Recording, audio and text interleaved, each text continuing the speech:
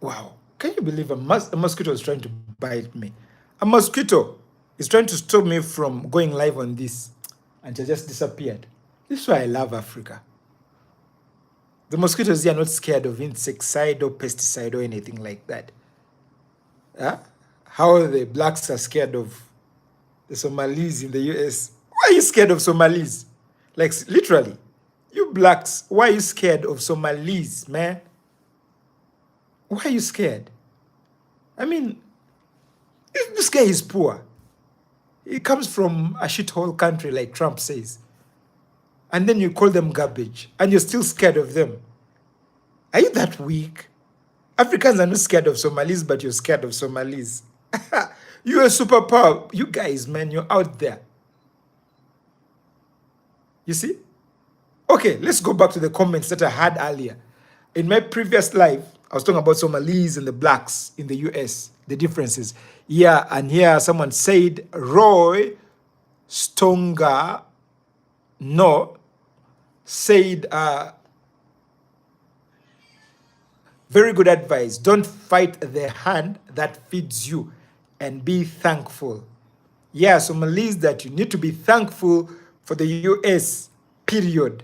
And then I'm sorry to burst your bubble. Most of us came on those slave ships. Do some more scholarship, brother. Be one. Peace. So who came? Who went? Sanders 3624. I mean, Sanders, honestly, you still talk about slave trade in the US? What about your brothers you left in Africa?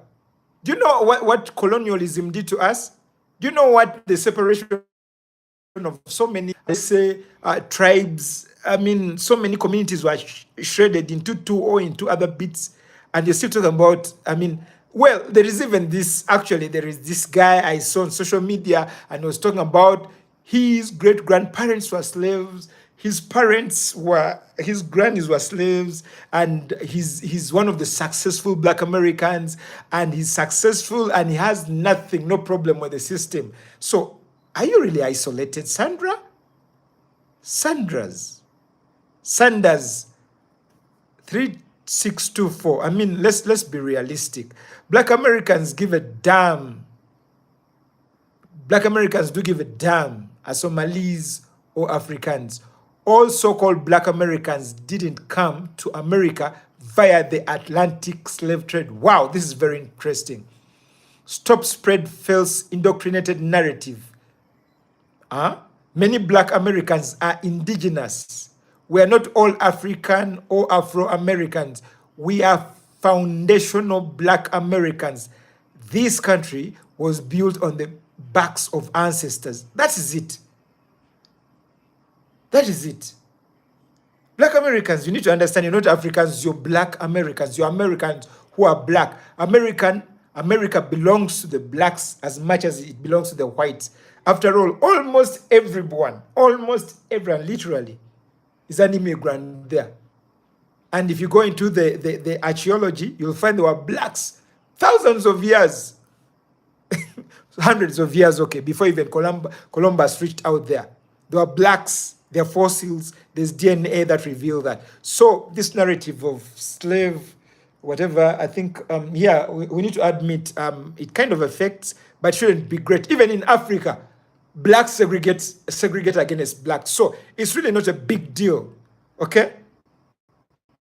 And this thing of Somalis and stuff like that, I mean, she's just trying to survive, probably. Trying to get a life. What would you do? Yeah, if you want to get access into a good land, what would you do? I mean, you have to be sharp. Use your brains. She thought that was the definition of brains. Ian Omar thought that was the definition of brains. I mean, let's be very honest here. I'm a black guy, but with an American heart. And parts of me are Somali, and the other parts are Arabic, probably. And the rest are mixed. Like, my mind is mixed. I don't segregate. I have no racial boundaries or racial lines that I kind of frame people against or accordingly. I don't have a racial divide in my ideologies or vision. And we really have to be honest here. Somalis are just like any other people. The problem is this. They are accused of siphoning billions of dollars in Medicaid and sending it back to Africa. I'm telling you, for us here back in Africa, we are benefiting. Like, let's be honest, we are benefiting. And I want to commend the Americans for whatever they, for their response, because any other government would respond accordingly. Okay? The fact is, we are benefiting as Africa. And who would like to visit a shithole after all?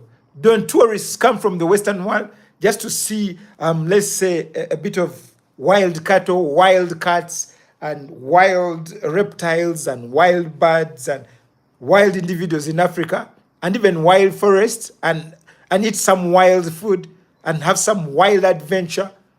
Everything wild is really turned on, and it's really trending. Why? Because it's better than feeding on Venezuelan-produced drugs. No wonder Trump is bombarding. I mean, so let Africans who have a wild background come in the US and enjoy. But the problem is that they shouldn't really steal American funds. Much as I'm one of the beneficiaries of American siphon funds back to Africa, because there's this Somali company that I'm really enjoying their food. Like I told you before, these guys really know how to cook. These guys really literally know how to cook. You guys give Starbucks to Somalis and they'll show you what it means to run business in the US. Forget about this talk of Al-Shabaab, whatever, that kind of stuff. Give Starbucks or give McDonald's to Somalis. They'll give you the best treat you've ever eaten in the US. I mean, I wish there was a kind of democracy in terms of running, where nationalities would run the McDonald's, or they would run this Starbucks. I mean, it would be totally a different thing. But you guys, man, I think we need to think creative here. Winter is here and summer is in Africa. Winter is in the US, summer is in Africa. We need to know that, we come from the different sides of life. So when we mix this life, life can be very, very interesting. And I'm telling you, have you ever gone on a tour on a ride or on an African safari? I mean, have you ever gone for some safari in Africa and see the wildlife? It is real. So are the people. These guys are not filtered. They're not literate. They're not made literate by Hollywood movies. Most of the guys out there, most of the US guys, most of the guys born in the US, these guys have been mentored by the American movies. So when these Somalis here brought the Black Hawk down, they're watching a lot of those Rambo movies. And guess what? It's Hollywood. Hollywood that showed them the Rambo movies, Commando movies, and that's how they got inspired. So do not blame them for. And the other thing is that, hey, send those people back. Send Somalians back if you feel like, and take up another nation. Okay, take up Uganda, because most people are fond of Uganda.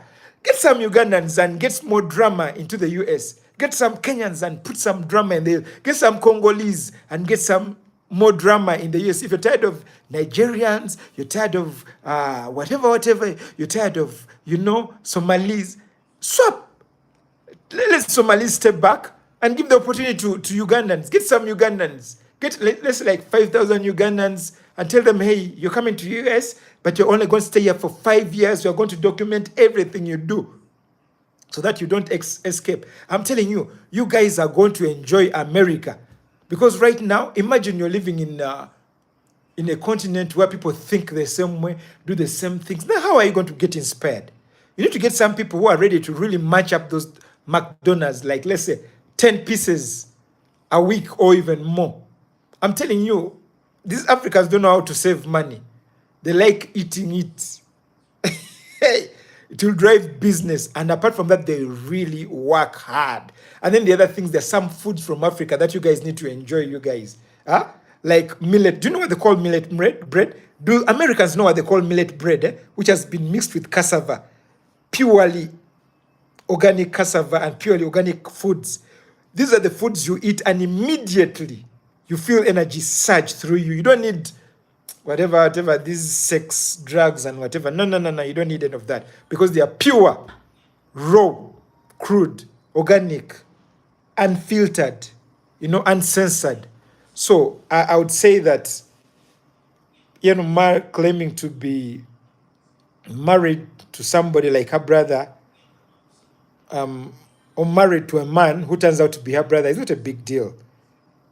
I mean, Somalis were not the first people to do that. There are many people who do that across in the world today, but nobody talks about it. So why? Why would you blame the Somalis? The only thing that Somalis owe the Americans is an apology in English, not in Somali, in English.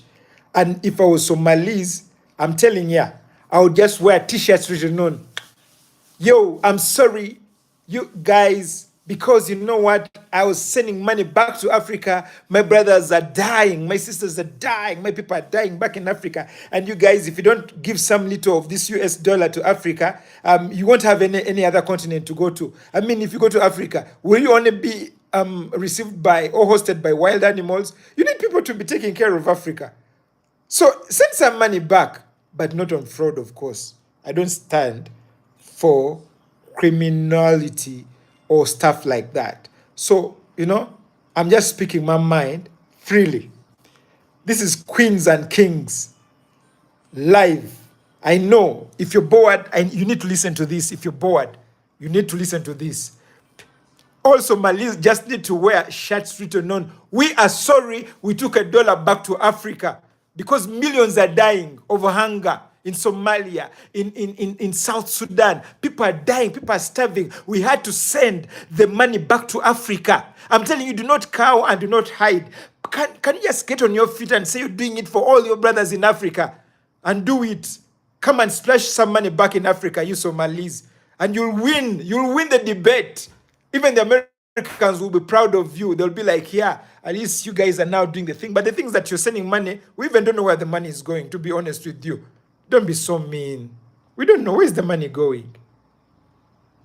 Anyway, to set up some few businesses maybe. But the businesses that run in Africa are actually supported by African money.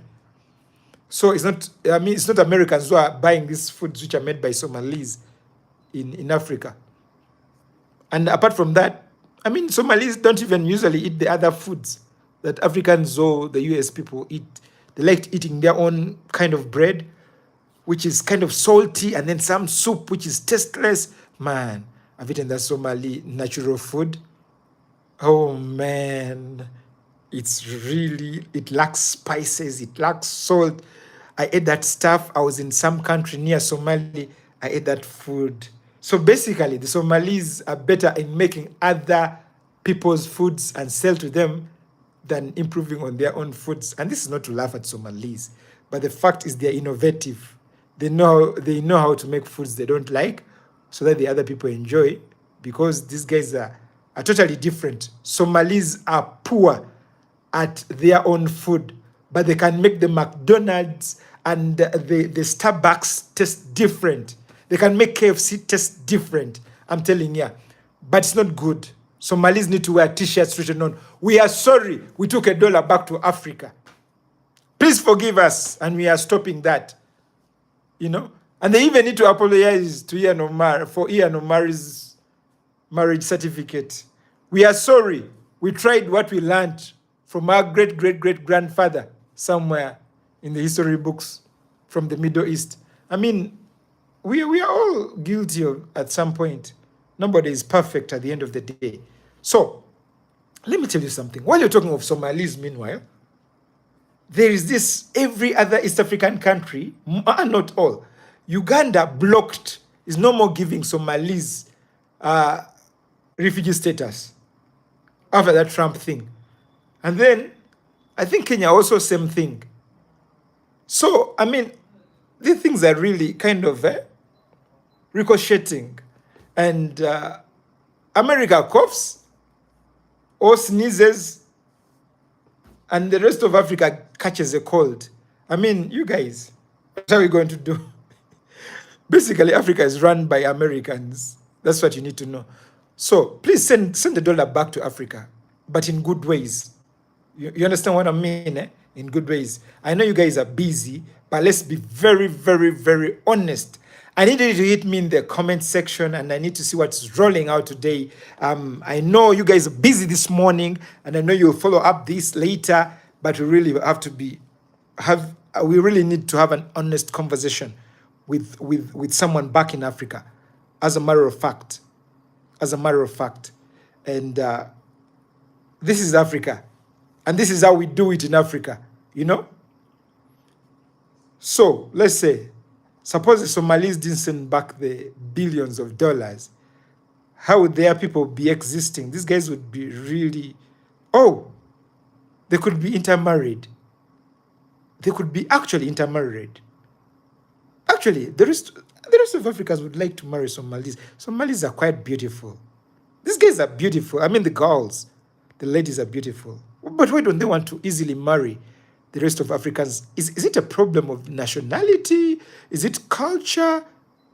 Man, if these guys are acting out there separately, it's not unique to the US. That's the same way they act back in Africa.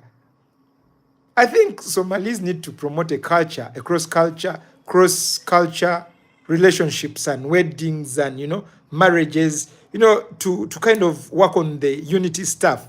It really works very well. What do you think about it, you guys? We're just having a talk. Are blacks in the US really against Somalis? Well, I don't know. Tell me more. Because this debate is really raging against blacks. Yes, the guys in the US are saying we are paying taxes and these guys are busy siphoning the money out of the US. You're right. You're paying taxes and money is being siphoned. I mean, you're right. But not all Somalis are siphoning money. And not all Somalis are taking it to Al-Shabaab. I mean, why is that always so? Okay. Oh, did Al-Shabaab start from Somalia? Did ISIS start from? I mean, yeah. But I think Al-Shabaab was contained by the Ugandan military and the African Union military, which constituted of other nations, not just Uganda. It involved Kenya and other countries. I mean, so I've come to think about this. You guys out there, you need to know that these Somalis act the same, just like they act with you guys out there. They act the same way with the rest of the Africans in their countries. So it's not an isolated thing. You understand? These guys are just like that. They just don't want to marry other people. They don't want to, they're kind of so conservative in their, and really to penetrate. They have some Somali friends, but they're somewhere really very unique. These guys can be really good. But some of them, or most of them, are kind of so reserved. You call it reserved or conserved, or how do you call it? They are kind of, enclosed. And the world is a different place. And America is built on Christian doctrines, not on Islamic doctrines. And I really encourage Somalis that they really need to open up their boundaries. They need to check out what other religions say in the US. They need to test other things, what's going on, and then stuff like that. Yo, what's up? I'm on a live podcast right now.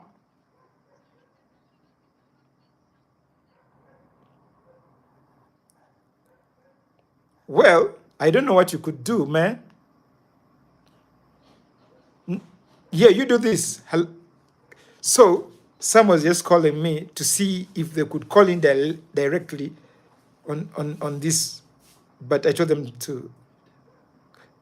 Yeah, so why are blacks in the US really against Somalis? Somalis are the same people who are doing whatever they are doing. In the US, they do it back in Africa. We also feel the same way you feel, except for us, we are too broke. They have no money to steal. So probably they're sending the money back to save their people back in Africa, like a kind of Robin Hood kind of move. Even if it's Robin Hood move gone bad. That's what it is. Somalis have pulled a Robin Hood move gone bad, but at the expense of the common person, of the civilians, of the common people of the US, not of the rich as per se, but any other person, and that's really hurting. So we are with you in Africa, and we really feel our brothers, the Somalis, and our sisters, the Somalis, need to apologize. And probably they need to really wear those t-shirts written on, we are sorry, US, you have allowed us to come here, but we are going to change our ways, and they really need to wave their flags. We are sorry, US. We are going to adapt to your ways. I think that will really push the things better. Yo, thank you so much for being a part of this podcast. And I'm your boy. I'll get back in a few minutes, and then we see what comes up next. So I'll hear from you anytime now. Yo, I'm out.